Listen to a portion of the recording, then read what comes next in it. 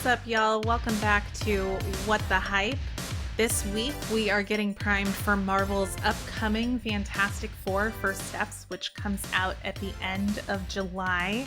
I'm here with Pam as well as Mark. Mark has returned to join us as a guest expert this week as our resident Marvel encyclopedia.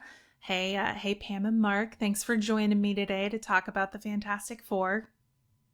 Hello. It's too bad we don't have an extra person. We could have been four, Yeah, we'll have to be the Fantastic Three. Right. I think that's three. fine. Yeah. There we go. Get that alliteration going. Well, we wanted to give a bit of a primer episode ahead of Fantastic Four First Steps coming out because we know that a lot of people may be looking to get a refresher on this franchise because it's definitely had its ups and downs. And I know there's a lot of hope from the fan community that this time the Fantastic Four adaptation will stick the landing.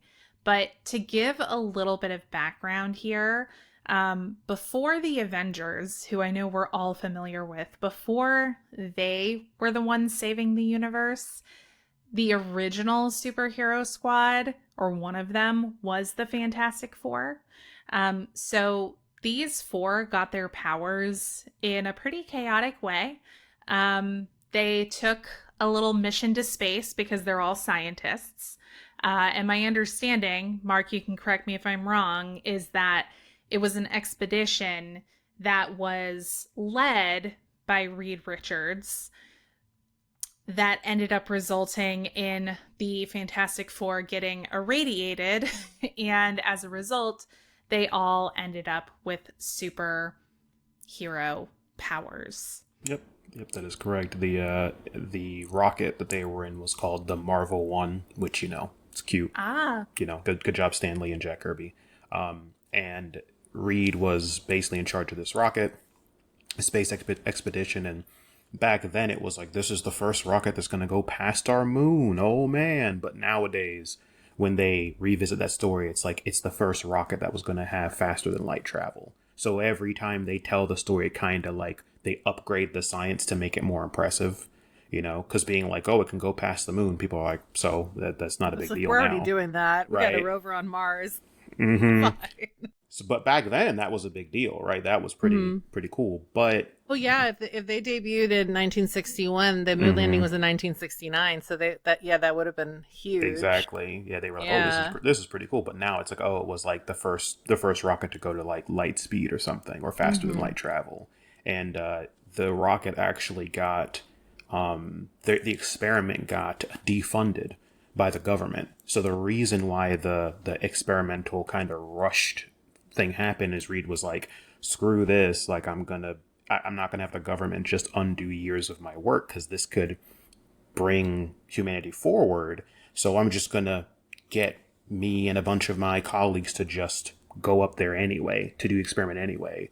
And that's when led all to all the stuff and cosmic radiation, insert superhero MacGuffin power thing here, Well, we're definitely going to get into talking about their individual powers here in a moment. But Mark, would you say that it's fair that, the Fantastic Four debuting in 1961 was kind of the kickoff of Marvel Comics as we know it?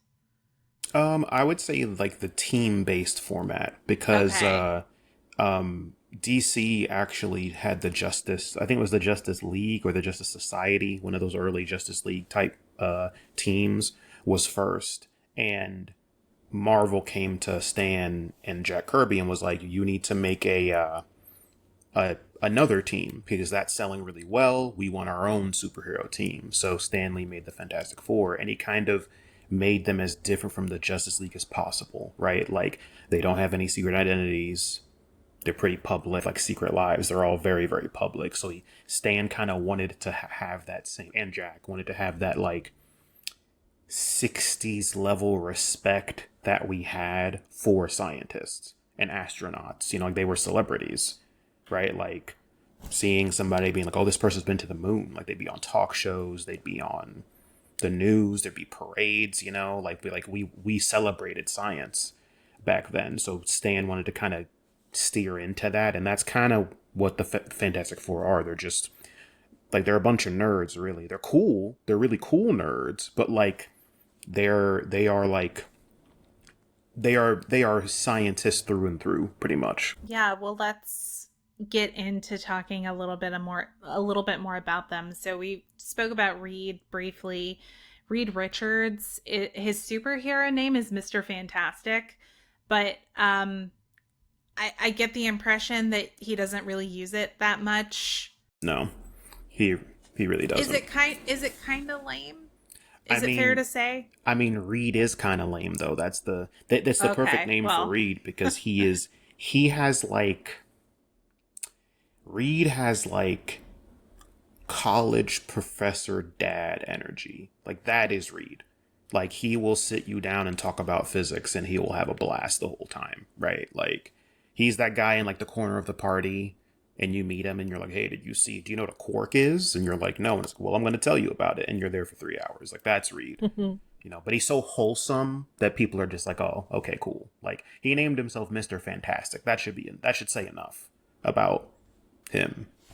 True. I feel like that was cooler in the 60s. And I'm sure that his super, most people know that he stretches, right? Yes. That was probably really cool in the 60s. Mm-hmm. As we get further and further away from this time period, it seems really hokey. It's not as cool as, say Superman, who is literally bulletproof. Yeah. So, has lasers coming out of his eyes. So yes, I think it's kind of it feels to me like it's a little bit ironic, and I'm wondering if maybe that's why, with this new iteration, they are all of the trailers kind of start in the 60s, so they're leaning into kind of the camp. Yeah. And that makes sense because Fantastic Four, they were kind of not at their best, but they really symbolize the golden age of comics, the kind of the Adam West era of Batman, kind of where it's very, very campy, very hopeful, very light. That's kind of that's where the Fantastic Four, where the meat of their story is. And they've had a lot of really good runs after that. There's an excellent run by Jonathan Hickman that's very, very well done, and that's more recent than the 60s, obviously. But they are kind of that cheesy, family dynamic. They are Marvel's first family. That is their title. There's a lot of characters that exist, but they are truly the first family of heroes, where they are actually they all care about each other like a family, they approach things as a family would instead of a team. The Avengers, just a team. They may be cool with each other, but they're not family or anything, except for Star-Lord and Yondu. They're family. But yeah, that's why we see Sue Storm in the trailer make that big proclamation about whatever is going to come, we will face it as a family. And I feel like they kind of did have to root this story in that 1960s idealism for that to land. Yes. So I understand why, because people are way too cynical now. Yes. And I think it's deliberate that they're trying to really capture that now, the same way that Superman's coming out, and they're leaning a lot into the more light, hopeful version of Superman. It's not Henry Cavill, because that was a little bit darker, more realistic and gritty. This is more seeing the James Gunn Superman trailer looks like you're watching a comic book.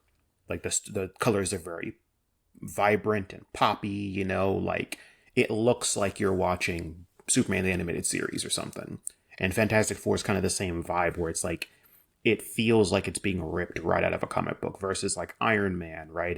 He's a comic book character, but they had to modernize him a bunch for him to work. They're almost kind of keeping the Fantastic Four in that 1960s bubble, because that's kind of where they work best, in a retro futurist, kind of environment. Which all of the shots of the movie that show the city look awesome. All the retro futurist cars and tech and all that stuff. Are really, really good aesthetic for them, for sure. Yeah, and kind of coming back to Reed for a second, because there are a couple of, I think, really important things about his character to establish. One, he is generally considered to be like the smartest person in the universe, but, and he was before he got radiated. But Mark, can you talk a little bit about like what it is about his powers that actually allow him to learn things faster? So his stretchy powers lets him do that because his he can basically mold his brain into whatever shape it needs to be, or make whatever folds it needs to make him learn things easier. So he was already like top person in the world in terms of just general intelligence, depending on, who's writing him, usually him, Tony, Hank Pym, those like the tops. But like the fact that after he gets his powers, he can just learn things faster already. So he can just be like, oh, I don't know about this alien culture. And then like in like 15 minutes, like, yeah, I know everything now. I know everything about how this machine that I've never seen before works. In fact, I found a bunch of ways to make it better. Like Reed is so obsessed with science, and I really hope that they dive into the movie, that a lot of times it is at the detriment to his family. Like he's kind of like a recluse. Like he's so obsessed that he will stay in that lab for like weeks, and they'll be like, oh, Reed, help, the Red Skull is attacking. And it's like, I don't, Captain America and Spider-Man can handle that. I'm in a lab trying to solve this equation so this intergalactic threat doesn't show up and kill us all. Like he is like always squirreled away into his lab trying to make some new breakthrough or whatever, because he's a scientist first and he has power second. So like you're never going to see him go out and like stop a bank robbery or something with his stretchy powers. He would much rather make some kind of contingency using his intelligence to just make it so that bank robbery didn't happen. Like if Reed rolls up to you and Reed's about to fight you and he has to put you down, he's not going to use his stretchy powers. He's going to pull some gadget out of his pocket and press a button and you were never born or something like that. Like that's terrifying. That's how Reed is. Like Reed is not like, I'm trying to think of somebody else who has, like Luffy from One Piece. He has stretchy powers. Him and Reed are completely different people, because Luffy always uses his stretchy powers. Same thing with Plastic Man with DC. Like his stretchy powers almost don't really matter apart from the fact that it gives him a leg up on being intelligent, and because he's so smart, he finds very unique ways to use his stretchy powers. So that's cool, but like that's not his name isn't Mr. Rubberman, or like that's not, he doesn't really care about that. Yeah, Mr. Stretch is not, Well, I mean, everything that we've described here about like Reed as a character kind of being the antithesis of like a Tony Stark type hero. He's like the opposite of that. It makes sense that he's being played by Pedro Pascal, who I think the world has just like adopted as everyone's dad. He's like the dad of major franchises right now. So I'm excited to see that. For sure. That was a great, I mean, Reed really is like the dad of Marvel. Like even Peter at some point, him and Johnny become really good friends. And because they're around the same age, they're both in New York, they both have powers.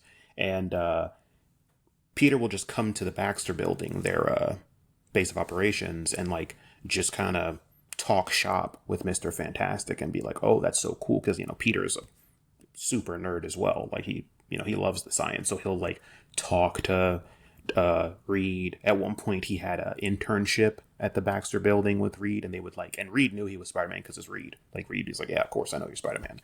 But there are times when like Reed would act as a dad to Peter. Like, and nothing crazy, just be like, hey, I saw that your suit needed some work, so I made the liberties of making some adjustments. And if you don't like them, it's cool. Like that energy, like that is Reed. Like he's super obsessed with science, but he's also genuinely just a good dude, Yeah. Well, and one last thing that I want to bring up about Reed before we move on to the other characters is there's a pretty significant part of his story that I think we're going to be really curious to see how or if it's represented in the upcoming movie. And it's the fact that he and Victor Von Doom were roommates. Mm-hmm. They were roommates. Yep, they went to the same college. Yeah, and now Doom is one of Reed's villains. So how does this come together, Mark? Why is this important? So Doom is a very, very important character in Marvel, or honestly just all the comics. He's one of the best written villains ever, pretty much. Like, the way that Stanley and Jack Kirby wrote him was so dynamic and so well done, and his story is intimately, like, intertwined with Reed's. Like, they were in some stories, because there's been reboot and rewrites and different stuff where they retcon certain things, but they go to the same college. Sometimes they're roommates and they're really friendly, sometimes they're rivals, and Doom is almost threatened by how smart Reed is, because Doom's never met anybody as smart as he is, so like, but Doom always just respects how smart Reed is. Like, he never takes it for granted. He's like, I know you're like one of the smartest people on Earth, so I'm going to act accordingly. And like, Doom's helped them sometimes. Doom's gone against them. Doom saved their second child, which was crazy. Like, there were some complications with their second child, Valeria, and Doom saved her. So like, Doom's like her godfather. Like, the relationship with Reed and Doom are very, very close. Like, they're probably the most intimate you can get with two characters that are hero and villain, besides like Spider-Man and Venom. I'd say that's the closest you have, where like Venom was like a part of Spider-Man for a while, But yeah, Doom, we can talk about that's a whole episode just talking about Doom, because honestly, Matt, what's the director? Matt Schaefer? What's his name? Something. Think so. The director of Fantastic Four First Steps. I'll correct in post. Yeah. Multiple times has said that Doom's not going to be in the movie because he didn't want to do the whole too many villain thing, which I can agree with. Galactus is already a big enough villain. But it is very strange that Doctor Doom is not going to be in a Fantastic Four movie. Like, even if I would assume he's going to be mentioned at some point, or maybe a quick little teaser or something, maybe an after credit scene, maybe. I was going to say maybe it'll be a setup for a future, but that's an interesting way to go about it, because the last two times they've tried to make adaptations, to your point about Doom being so intrinsically entwined, like, he's a major part of like their origin, and they're a major part of his villain origin. So they really play that connection up a lot. Yeah, I'm curious. I mean, I trust them. I'm curious how they're gonna do it, because what I've seen about the trailer for Fantastic Four, they all look great. Like, I love the world they're building. I will say, like, I do appreciate that, because I think part of what feeds into superhero fatigue is just the rehashing of the same origin story over and over again, even if you make like some kind of tweaks or you interpret it differently, like the Batman origin story, where it's like his parents have to die every time, right? And we already know how it happens. Like, it gets a little old, and so then you start to appreciate more and more, like, what happened with like the way that they handled like Aunt May's death, for example, standing in for Uncle Ben's, and in Holland's Spider-Man trilogy. Yeah, like, it makes you appreciate like stuff that you don't see coming as much. And that was a good example too, because like they didn't spend time on the origin in that at all. Right, exactly. They were just like, the Spider-Man story. Yeah, you know it. We're not gonna we don't have to explain to you that he got bit by a spider and now he has powers, because the origin of Spider-Man, him getting bit, isn't really that big of a part of his story. It's everything that happens after that, right? It's him trying to figure out how to be a hero and balance his life with his, you know, his superhero responsibilities, and kind of figuring out as he goes along. So like, I like that they're doing that now with different Marvel properties, where they're like, yeah, unless it's a really obscure person like Moon Knight, you know, like Moon Knight was a good one. We're like, okay, we're going to show you we're going to show you Moon Knight's origin, because no non-comic book reader knows that, right? He was a obscure enough character for it to still really be very interesting. But if, you know, if there was a Moon Knight movie in the 90s and then like the early 2000s, you know, if we had like 4 Moon Knight movies and they're making a show, no one would want to see that. We're like, we get it. Like, yeah, you know, Egyptian magic, got it. You know, so, but I like, and even with this, they've said this is not going to be an origin story for the Fantastic Four. They're going to already have their powers, which they may show a flashback, you know, of them doing the initial shuttle launch and getting their powers or whatever, but the story's not going to take place with them first meeting and trying to, you know, figure everything out, which I appreciate, because that's been done to death at this point. Yeah, it'll be a fresh take for sure. And we are going to go ahead and grab a quick break here to hear from our sponsors, but then we will be back to give you a primer on the rest of the Fantastic Four and chat a little bit more about what to expect from the film.